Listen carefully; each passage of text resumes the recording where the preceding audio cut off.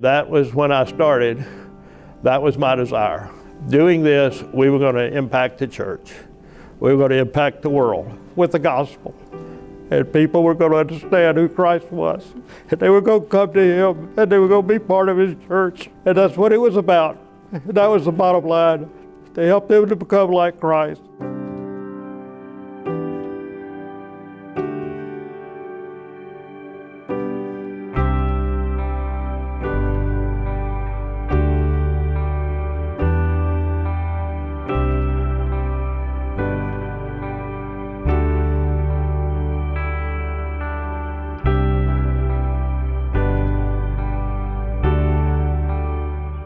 I grew up in Hattiesburg, Mississippi, where the University of Southern Mississippi is, and I went to school there. There was what was called a sessional campus committee made up of 3 PCUS churches at that time. This was prior to the PCA. They had had a campus ministry that went back into the 50s. They had always had an ordained minister. The last person they had finished to go take another call, and he had 3 students that came out of his ministry that went to seminary, but he had no students that he left. The people on that committee knew me from growing up in town. They said, well, we haven't done too good a job with ordained men. Let's see what happens with an unordained person who might know something about the campus. And basically, over the 3 years, I came to understand quite a bit about how to do campus work.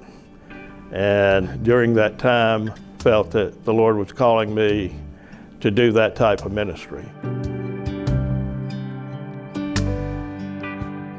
As I said, when I started the campus work, I had no students.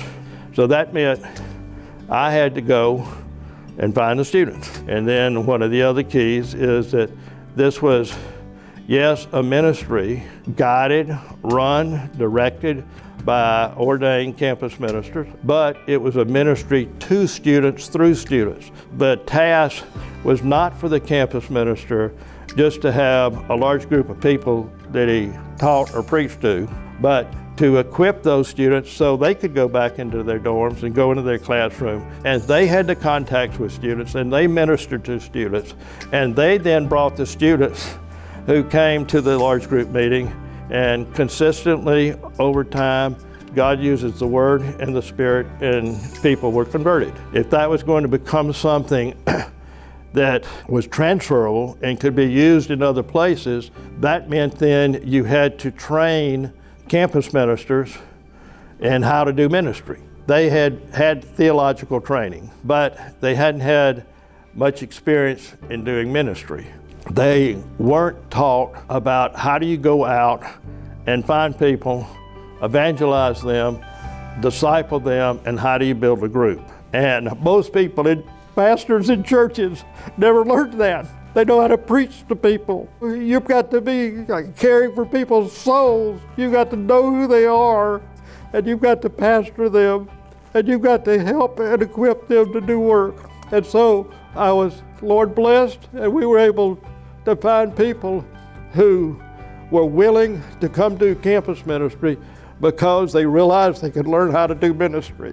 I've had the privilege in ministry of doing ministry that most people in ministry don't think of, and that is you're doing ministry vicariously. And you're training staff, and they're doing it. You're seeing the products of what they do, and then those people go out and they multiply. Was I involved in all of that? Well, I will say yes and no. I wasn't out there doing all of it, but I taught a lot of people a frame of reference that basically is still being used. And I hear stories, and people don't know I had anything at all to do with RUF, which is fine, but I know that God is still working. That's what it's about, God's work.